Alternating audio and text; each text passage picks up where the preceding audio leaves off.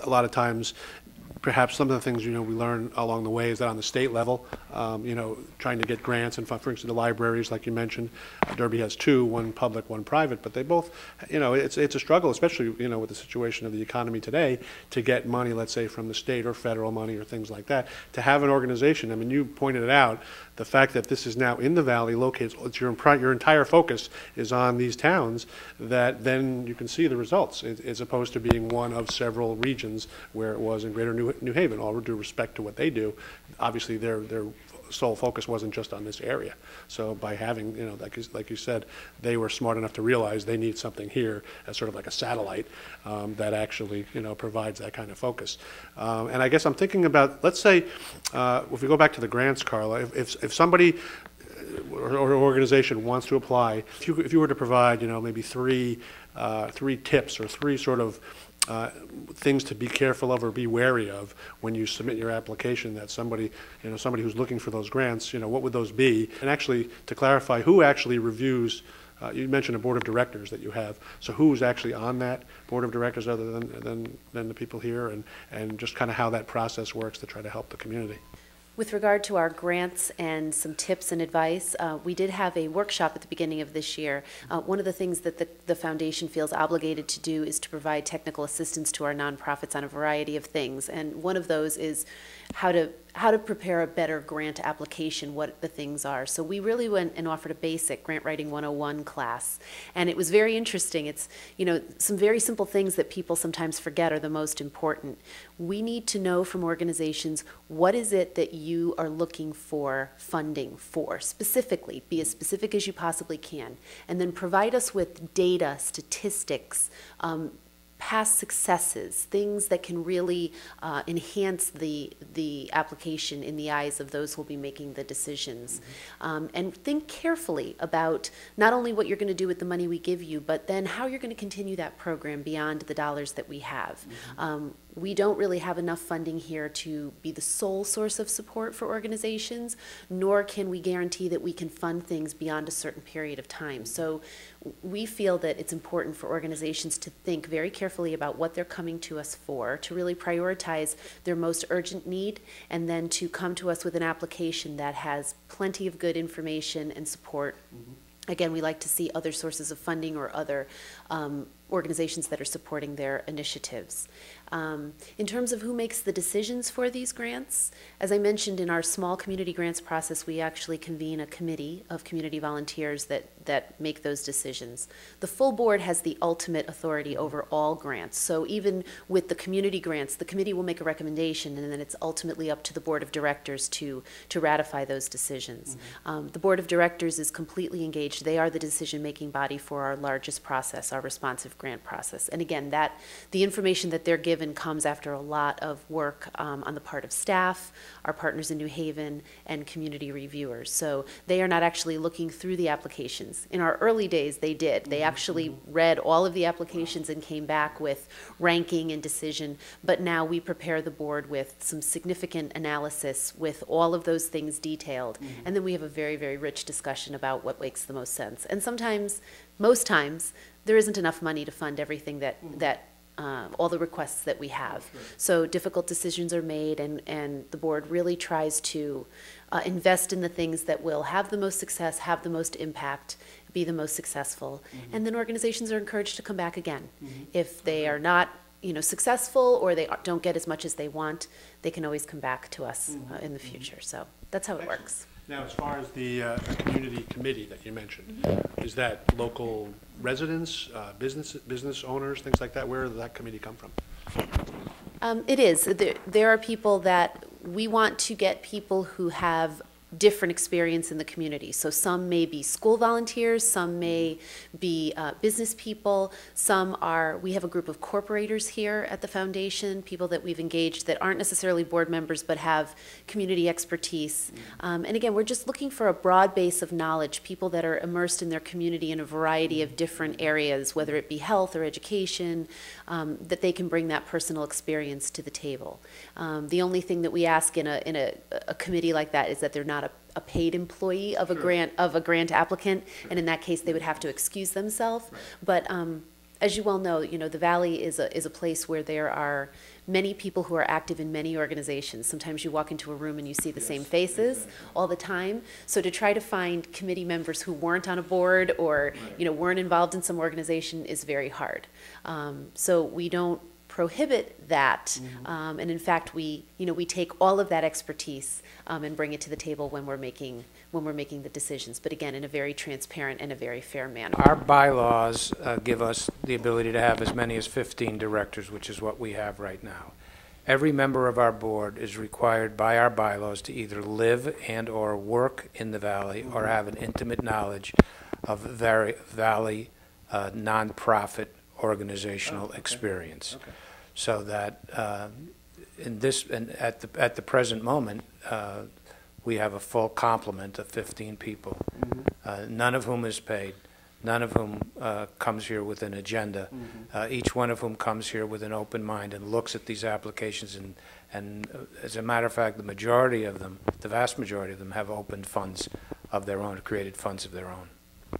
That's the one thing that became very apparent to me. I've now gone to some of the Valley Health and Human Service Council meetings, the monthly meetings they have, and I was an engineer in corporate America for 20 years, and I have never been consistently involved or just witnessing a meeting that was so selfless. And I think it's a function of, your whole business is about being nonprofit, doing things for others, the community. I mean, there are certainly for-profit businesses that do that, but the vibe in those meetings, it's so welcoming and it's so inviting of sharing of information, and no one's, like you said, no one has an agenda, there's not, maybe there's competition, I don't know, I don't see it. And that's great. I mean, obviously, the Community Foundation is like that and sort of encouraging that whole environment. Just because you brought it up, I have to comment about the Valley Council for Health and Human Services. I think all of us might have been aware of the name. I had never attended a meeting before 5 years ago. When I walked in the door the first time, I happened to be sitting next to Lee Cruz, who's an employee and a valued employee of the Community Foundation for Greater New Haven, does a lot of community outreach in New Haven, was involved here because we didn't have an organization, we didn't have any staff, we just had some volunteers. And I sat next to him, and I'm looking at this group of people with 41 people in the room, each one of whom is from a Valley nonprofit organization. He said to me, if they called a meeting like this in New Haven, he said, people would have to introduce themselves to one another. They wouldn't have had the opportunity to have gotten together in a room like this. I thought that it was one of the great experiences of this part of my life, this new part of my life, to realize how the nonprofit organizations in the Valley selflessly work together and for their mutual benefit. It wasn't for their individual benefit, but shared information so that somebody who had things that could help the other organization made them aware of it and went around the room and talked about what they could do. It's a great organization.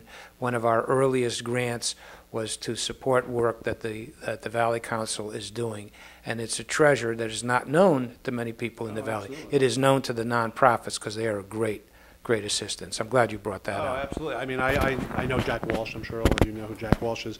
And so I had told him about just this show and what the premise was going to be for the show, to basically expose the Valley residents and even non-Valley residents, given we're online now, about what are the nonprofit and municipal things that are going on. And between him and Heidi, who helps with those meetings, basically they invited me to come, and I thought I literally was going to be an observer.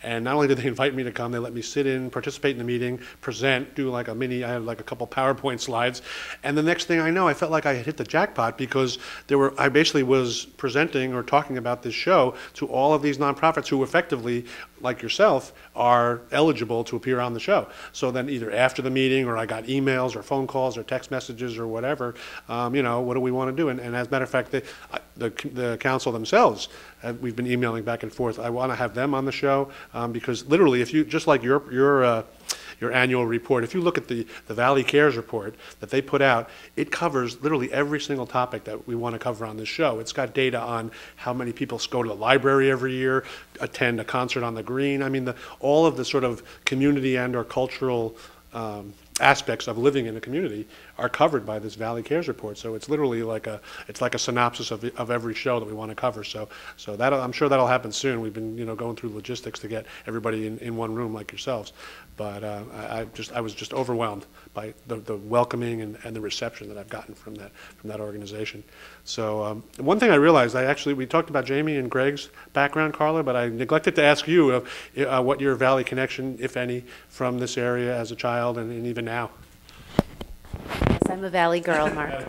I grew up in Shelton, actually. I went to Shelton High School. I met my husband at Shelton High School, and my daughter is now graduating from Shelton High School, which is a little like an out-of-body experience sometimes. She had some of our same teachers and walked those same halls, so I've got that on my mind a lot right now. But the Valley's been very good to us. When we were first married, we lived in Stratford for a few years, but we've been in Shelton basically all our lives. And it's been interesting to see the growth in the community and the way that things have changed. But the feeling here is very much the same. It really is home, truly, and a wonderful place to raise a family. And for me, I feel very fortunate to be here at this time. I started working for Jamie very shortly after he came on as the president in a very part-time capacity, and really fell in love with the work. The field of community foundations is very exciting. It's a relatively young field. They've only been around about 100 years.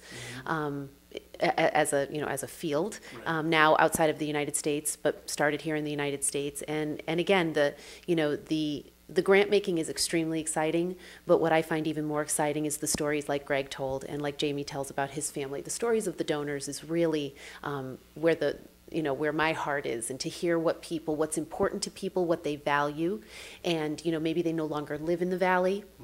But they feel really important about this little corner of the world, and they find really wonderful ways. They reach into their treasury, as Greg said, to find a way to give back, and not just today, but forever. And that's what I think is really unique about the work that we do. We mentioned competition. Certainly, we are in competition for philanthropic dollars. They are limited, and people's dollars are very, very precious today, given our economic situation. But what we can offer donors is a legacy and permanence, that the work they do, the money they invest today, will generate dollars well into the future and will address needs and organizations that none of us have even thought of at this point. So I feel very, very fortunate to be here, and it's really been exciting work to work with Jamie, who's just so passionate about the work that he does, and people like Greg and our volunteers on our board. We have a terrific board, as Greg said, very, very committed individuals, and it's really been my honor to be here.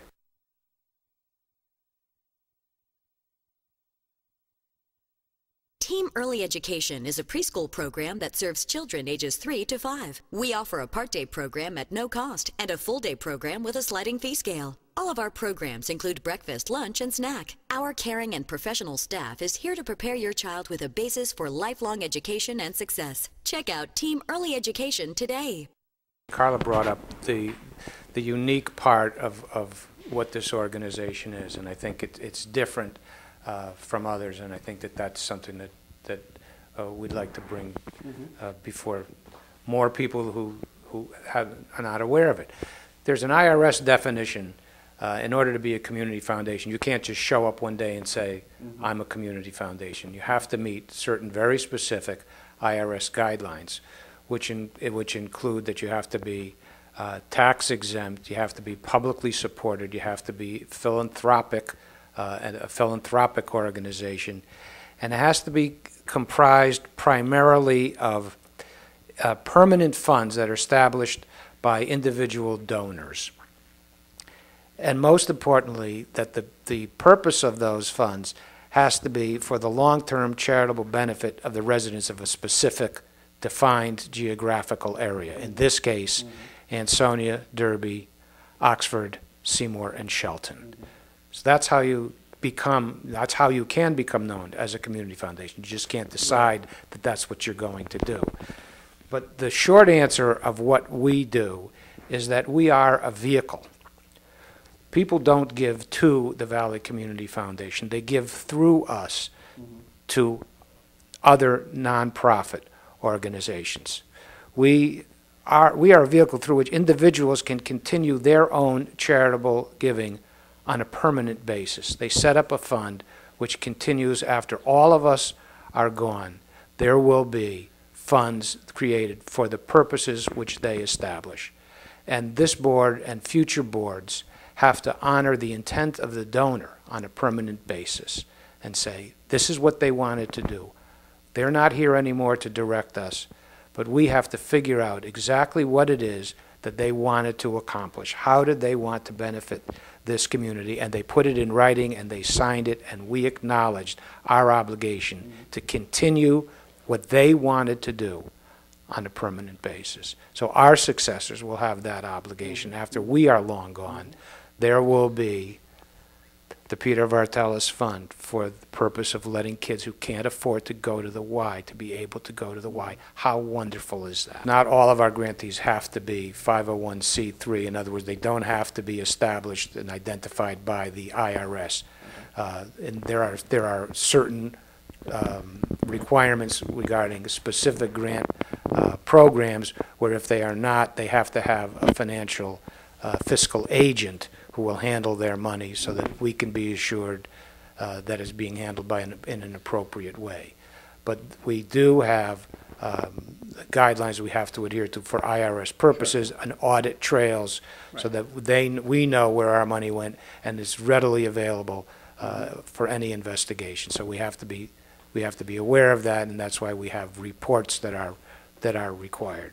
I think everyone should understand that at times we step into the breach, though. I mean, we honor the intent of our donors, but I could think of a few examples where the Valley Community Foundation has recognized an immediate need, whether it was food to address the economic struggles of families with the housing crisis in the last few years. We've supported efforts of many of the nonprofits to get food to people, whether it was through food banks or some of the organizations, the Vincent de Paul, for example. Short-term things like when the plaques were stolen from the Veterans Funds, we immediately formed a fund, Jamie's family and others supported it, and we addressed that need. Whether it was something at the Ansonia Library where the clock wasn't working, those may seem trite, but they're examples of if we recognize that there's something going on that needs our help, we step forward. And I think that's really should be recognized. And that's a credit to the board. It's a credit to Jamie and Carla. It's also a credit to all the people that have large hearts in the Valley. If you talk about the Valley, you talk about compassion and collaboration. That resonates with the Valley Council that you talked about, the Valley United Way. There's a tremendous synergy. And Jamie's story about the gentleman from New Haven saying that people in New Haven don't even know each other. Here in the Valley, we know each other, and we know it because we work together. But Greg is also talking about our ability to be able to make grants that we decide are appropriate. And that comes about as a result of the affiliation agreement that Carla was speaking of, that we were talking about earlier, with the Community Foundation for Greater New Haven, which was signed in 2010, took effect last January. We're in our second year of what is a 7-year, but automatically evergreen, renewing agreement unless there's a termination for specific reasons. But this is an evergreen document which will constantly renew, which brings to the Valley for distribution each year 90% of the distributable amount that comes from the Gates Fund. So that last year was $1.1 million that we were able to turn around and put back into the Valley community nonprofit organizations, with the decisions being made by our board. Decisions for the Valley were being made in the Valley by Valley people. And that was very important to the Joe Paglieros, Mary Pepe, Alan Tima, the many people who went to New Haven many years ago and said, this makes sense. And New Haven believed them, and as I said earlier, they were correct. But the point is that we do this by investing the funds given to us, by managing and investing the funds which are managed by the Community Foundation for Greater New Haven, which has hundreds of millions of dollars. Our 15 is just a part of that, but we benefit from their management, which has been fantastic. So that in 2009, our investment return was in excess of 25%. 5.75% goes out. The rest grows the fund. The next year, which was 2010, it was 10.6%. Again, 5.75% went out. The rest grows the fund. So that helps through a bad year like last year, which was flat. When the difference is plowed back into the fund and the principal remains intact and is in fact increased, that's how we affect permanence. This year, for example, we are to date at 8.1. In each instance, the point of this is to create funds which will last long beyond the lifetime of the people who gave it. The idea that, Greg, you mentioned about you basically have this reserve fund in place. So you have all of these funds, 112 funds that you do. Not sure if the one that you were referring to, like for the monuments or for the clock, but in effect, it's the way the average individual should budget. And it's tough, especially now. But the idea is to have savings put aside, so if something comes up, so you're not necessarily just a community foundation of these revolving and come to us with an application, but you can react. You can actually react if something happens or there's some sort of, obviously locally, but something like that where, okay, we can apply that. So in a way, that's almost as important as the ability to just have this ongoing foundation, which you do. But some of the things you brought up, Carla, are about, well, first of all, the idea that a lot of people, are from the Valley, but do move away. We have Naugatuck Economic Development on our show, and what they talked about was how, traditionally, especially nowadays, kids grow up and they graduate from college, maybe they go locally, but after that, it's off to Boston, off to New York, off to, see the world kind of thing, which I think is a good thing to encourage, but the downside from a community standpoint is it kind of takes away what used to be, you lived and breathed and pretty much spent your whole life and invested in your community because that's where you were, and that's all the generations. And now what they're trying to encourage is not necessarily, discourage from going away and seeing what's out there. There's certainly a whole world out there, but come back to the community, and the thing is you can actually give, like you said, give to a community and not necessarily be a resident. Between the internet, online, if any of you are on Facebook, there's a Facebook page called You May Be From, you're from the Valley When, that gets posted from people from Florida, all over the country and the world, and so there's ways to stay connected with, from a communication standpoint, but then also from a, even from a financial standpoint, I'm sure those same people, if they wanted to give back to the community that helped raise them, they could do that. And the other thing, you being from Shelton, I actually now, in the Valley, I've lived in Shelton twice, Derby mostly, and a little bit in Seymour.